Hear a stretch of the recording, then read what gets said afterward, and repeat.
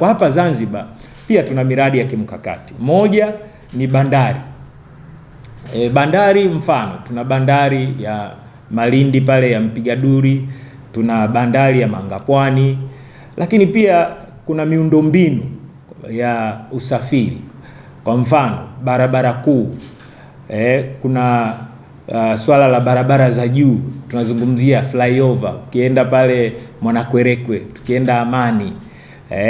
Lakini mbali ya miradi kama hiyo, tuna mradi wa ujenzi wa daraja la kilomita 2 Uzi Ng'ambwa, na pia tuna mradi mkubwa wa Afcon, mji wa Afcon.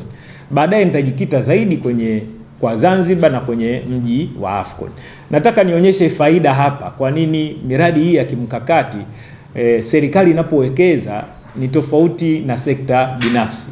Mfanyabiashara wa sekta binafsi anawekeza katika miradi ya muda mfupi akiwa anataka kuvuna faida ya muda mfupi, anaangalia faida za kifedha zaidi. Lakini serikali inapofanya uwekezaji, kwanza tujue serikali lengo lake kuu ni kuhudumia wananchi. Kwa hiyo inapofanya uwekezaji, malengo yake hasa ni kutoa huduma kwa wananchi, lakini pili kuwekeza kwenye sekta zitazosukuma maendeleo katika jamii, na mwisho ndio faida. Lakini cha kwanza ni huduma za kijamii. Mimi nawaambia kwamba tunapotoa ahadi ni kwamba tunakuwa tumeshajipanga katika utekelezaji. Mheshimiwa Rais Dr. Hussein Ali Mwinyi wakati wa kampeni aliahidi anataka kukuza uchumi kutoka 7.1 mpaka 10% katika kipindi chake chote atakapokuwa hapa. Lakini aliahidi ajira zaidi ya 350,000. Sasa usipokuwa na miradi mikubwa ya kimaendeleo ambayo ikaenda kuchochea sasa ajira, ikaenda kuchochea ukuaji wa uchumi, maana yake hizo ajira utashindwa kuzitengeneza. Na ndio maana unaona kwa Zanzibar amekuwa akiwekeza katika miradi ya kimkakati. Sasa kama mtu hajui faida ya hayo, nataka nimweleze. Faida ya michezo, huu tunaita utalii wa michezo. Idadi ya watu watakaokuja Zanzibar itaongezeka, wenye hoteli watapata wateja, wenye mikahawa watapata wateja, watu wa teksi watapata wateja, uchumi utakuwa. Na ndivyo wenzetu wanavyofanya leo katika kugombea kuhost iwe kombe la dunia au la Afrika, kombe lolote, watu wanashindana na fedha nyingi zinatumika, si bure, kwa sababu mashindano yanaleta zaidi ya ule mchezo unaochezwa. Sasa twende katika swala la Afcon. Kwa nini tunasema Afcon City au mji wa Afcon ni mradi wa kimkakati? Cha kwanza, ule mradi kwanza kabisa kuna uwanja wa mpira. Uwezo au tunasema capacity ya ule uwanja ni watu 36,500. Kwa Tanzania ndio uwanja wa pili baada ya uwanja wa Mkapa.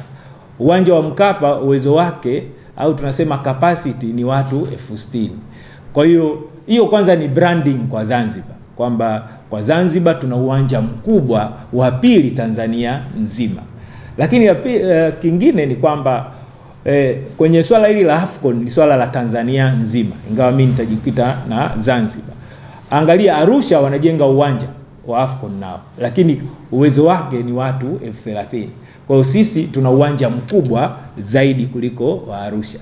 Na huu ni mradi ambao una zaidi ya bilioni 300. Sasa hapa ndipo nataka nielewe. Hoja sio bilioni 300 kwa wananchi. Ni mradi ambao una miradi mingi. Mradi wa kwanza ni huo wa uwanja. Lakini kuna viwanja viwili vya mazoezi ambavyo vinajengwa. Na katika hivi viwanja uwezo wa kila kiwanja ni watu 5,000. Una gharama ya dola za Kimarekani milioni 150, ambayo ni kama bilioni 300, sio trilioni 1.4. Na si uwanja wa mpira tu, kuna uwanja wa mpira, kwa viwanja vidogo vya mazoezi, kuna bwawa la kuogelea la Olympic size, kuna miradi kadhaa pembeni yake. Lakini hatuishii hapo, tunajenga mji, hatujengi uwanja wa mpira. Pembeni kutakuwa kuna nyumba za makazi, kutakuwa kuna hoteli, kunakuwa na kumbi za mikutano. Ule utabadilika kuwa mji wa maendeleo wa kisasa. Kwa hiyo unaweza kuona faida za kimkakati kwamba una wachezaji wako unawaleta, wanakaa uwanjani, wanakaa karibu na uwanja. Kwa hiyo hata wakitaka kwenda kufanya mazoezi itakuwa ni rahisi. Lakini mradi ule pia tumeona kwamba una mradi mwingine wa ujenzi wa hospitali ya wanamichezo. Kwa hiyo kutakuwa na hospitali ya michezo. Na mbali na hilo pia tumeona kwamba kutakuwa na swimming pool kubwa ambayo itakuwa na kiwango cha Olympic. Kwa Tanzania nzima hatuna uwanja mkubwa wa swimming pool wenye uwezo wa kufikia kiwango cha Olympic. Kwa hiyo kwa Zanzibar hii ni branding. Maana yake tukiwa na mashindano ya makubwa ya kuogelea, sehemu pekee ya kufanyika ni wapi? Ni Zanzibar. Nazungumza hapa kwa sababu tutakuja kuona kwamba kuna faida gani baada ya AFCON. Kwa hiyo ndio maana ninayazungumza yote haya. Faida ya kwanza tumeanza kuiona. Kabla ya kwenda kwenye ule mradi wa AFCON City, tumeona kuna ujenzi wa barabara 6. Ile njia ya Kisakasaka na hii njia ambayo tunatokea Kisauni, kutakuwa na njia za barabara 6. Sasa kwa Zanzibar hatujawahi kuwa na ujenzi wa barabara 6. Sasa hiyo inaongeza thamani kwanza kabisa ya mji, lakini pia inaongeza thamani ya makazi.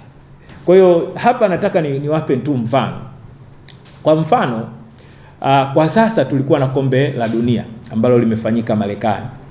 Kwa takwimu za FIFA wametengeneza trilioni 39, zaidi ya trilioni 39 ndani ya mwezi mmoja. Sasa angalia faida hiyo. Bajeti yetu sisi ya serikali ya Tanzania, bajeti ya serikali ya Jamhuri ya Muungano wa Tanzania ya mwaka 2026-27 ni trilioni 62.3. Bajeti ya Zanzibar ya mwaka 26-27 ni trilioni 8.5.